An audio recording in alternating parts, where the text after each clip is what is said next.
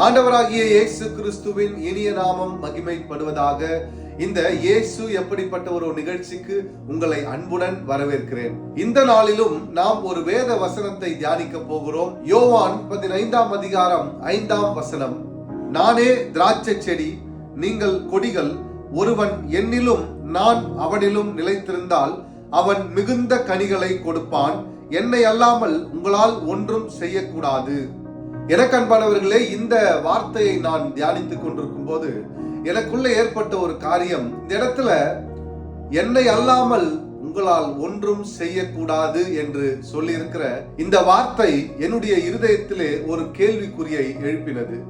ஏன் இந்த உலகத்திலே வாழ்கிற மனிதன் ஆண்டவராகிய தேவனுடைய வார்த்தை, நம்முடைய கர்த்தராகிய இயேசு கிறிஸ்துவை அல்லாமல் ஒரு காரியத்தையும் செய்ய முடியாது என்று எனக்குள்ளே நான் சிந்தித்துக் கொண்டிருக்கும் போது, யோவான் 14ஆம் அதிகாரம் 30ஆம் வசனம், இனி நான் உங்களுடனே அதிகமாய் பேசுவதில்லை, இந்த உலகத்தின் அதிபதி வருகிறான், அவனுக்கு என்னிடத்தில் ஒன்றும் இல்லை. எனக்கு அன்பானவர்களே, இந்த உலகத்தின் அதிபதி யார்? அவன் எப்பொழுது இந்த உலகத்தை ஆண்டு கொண்டிருந்தான்? இப்பொழுது அந்த அதிகாரத்தை யார் வைத்திருக்கிறார்? எப்படி அந்த அதிகாரம் அவனிடத்திலிருந்து மாற்றப்பட்டது என்பதை எல்லாம் பற்றி நான் வேறு ஒரு பதிவு மூலமாக இந்த இடத்துல உங்களுக்கு தெரிவிக்க ஆசைப்படுகிறேன். இந்த இடத்துல உலகத்தின் அதிபதி யார், அவனுக்கு எப்பொழுது அந்த அதிகாரம் கொடுக்கப்பட்டது என்பதை பற்றிய ஒரு சிறிய குறிப்பு ஆதியாகம புஸ்தகத்திலே நாம் பார்த்தோமானால், ஆதாம் ஏவாள் அந்த கனியை சாப்பிட வேண்டாம் என்று நம்முடைய தேவனாகிய கர்த்தர் சொன்னபோது, சர்ப்பமானது தந்திரமாய் இருந்து அவனுக்குள்ளாக சத்ருவானவன் இதோ ஏவாளிடத்தில் பேசி ஏவாளுக்கும் ஆதாமுக்கும் அந்த கனியை கொடுத்ததும் அல்லாமல் அவனுடைய வித்தை அவ்விதமாய் மனுஷருக்குள் கொண்டு வந்து அவன் உலகத்தின் அதிபதியானான். அப்படி உலகத்தின் அதிபதியாய் வருகிற அவனிடத்தில் சில அதிகாரங்கள் கொடுக்கப்பட்டது. இப்படி இந்த உலகத்தின் அதிபதியாய் அவன் அதிகாரத்தை பெற்றுக் கொண்டாலும் அவனுடைய அதிகாரங்கள் என்னவாக இருக்கிறது என்றால், அவன் இருளின் ஆவியாய் இருக்கிறான், பொல்லாதவனாய் இருக்கிறான், பொய்யை மட்டுமே பேசுகிறவனாய் காணப்படுகிறான், பாவங்களை மட்டுமே நிமித்தம் செய்கிறவனாய் காணப்படுகிறான். இதோ அவனுடைய இருதயத்தில் உண்மை இல்லை. வான மண்டலங்களிலே பொல்லாத சேனைகளை உடையவனாய் அவன் காணப்பட்டு கொண்டிருக்கிறான். எனக்கு அன்பானவர்களே, நம்முடைய செய்திக்கு நேராய் கடந்து போவோமானால், என்னை அல்லாமல் உங்களால் ஒன்றும் செய்யக்கூடாது என்ற இந்த வார்த்தையை நீங்கள் தியானிக்கும் போது சற்று கவனிக்க வேண்டும். ஏன் இந்த வார்த்தையை நம்முடைய ஆண்டவர் சொல்லுகிறார்? ஏன் அவர் இல்லாம நம்ம வாழ முடியாதுன்னு சொல்றாரு? அப்புறம் ஏன் இந்த இடத்துல நம்மளை உண்டாக்கினாரு? ஏன் நம்மளை இங்க வச்சிருக்கிறாரு? ஏன் நமக்கு இப்படிப்பட்ட ஒரு வாழ்க்கையை அவர் வைத்திருக்கிறார் என்று பலவிதமான கேள்விகள் எழும்பலாம். ஆனால் தேவன் இந்த இடத்துல சொல்லுகிற அந்த காரியத்தை திரும்ப திரும்ப நீங்கள் சொல்லி பார்க்க வேண்டும். என்னை அல்லாமல் நீங்கள் ஒன்றும் செய்யக்கூடாது.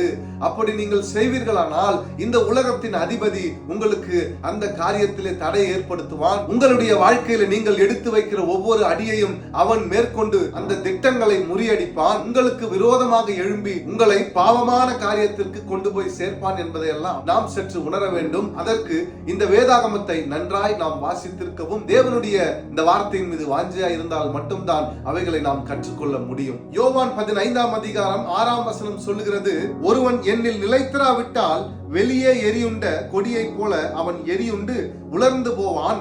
அப்படிப்பட்டவைகளை சேர்த்து அக்கினியிலே போடுகிறார்கள், அவைகள் எரிந்து போம்.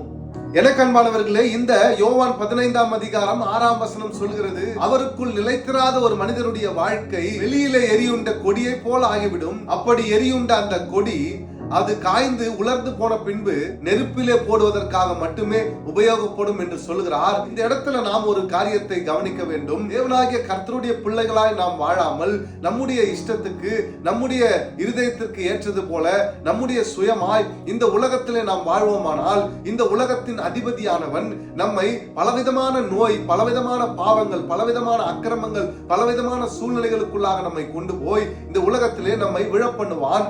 ஆனால் தேவனாகிய கர்த்தருடைய வார்த்தையை கேட்டு அவருடைய வார்த்தையின் மீதும் கட்டளையின் மீதும் வாஞ்சையா இருக்கிற ஒரு மனிதனுடைய வாழ்க்கையில அவர் தருகிற ஒரு வார்த்தை, யோவான் 15ஆம் அதிகாரம் 7ஆம் வசனம், நீங்கள் என்னிலும் என் வார்த்தைகள் உங்களிலும் நிலைத்திருந்தால் நீங்கள் கேட்டுக்கொள்வது எதுவோ அது உங்களுக்கு செய்யப்படும்.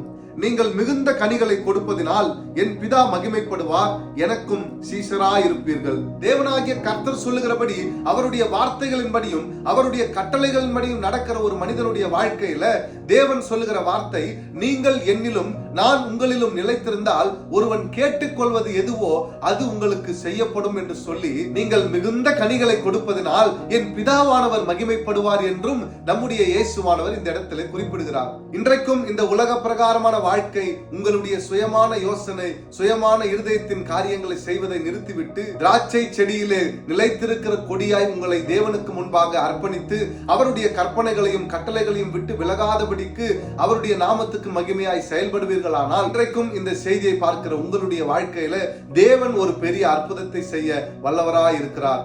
இந்த இடத்துல நாம் ஒரு முக்கியமான காரியத்தை பார்க்க வேண்டும். தேவன் மனிதனாய், அதாவது இயேசு கிறிஸ்துவாய் இந்த பூமிக்கு வந்து அவர் தேவனுடைய கற்பனைகளிலும் கட்டளைகளிலும் நிலைத்திருந்தாரே, அவருடைய வார்த்தையில் நிலைத்திருந்து அவருடைய கற்பனைகளின்படியும் அவருடைய கட்டளைகளின்படியும் நடந்து அவருக்கு முன்பாக உண்மையும் உத்தமமாய் இருப்போமானால் நம்மை நாம் அறியாத ஒரு பாதையிலே நடத்தி நம்மை மகிழ பண்ணுகிறவராய் நம்முடைய இயேசுவானவர் காணப்படுகிறார். அந்த நல்ல இயேசுவை நாடுங்கள், என் தேவனாகிய கர்த்தரை தேடுங்கள், அவர் உங்கள் வாழ்க்கையிலே ஒரு அற்புதத்தை செய்ய வல்லவராய் இருக்கிறார். Thank you.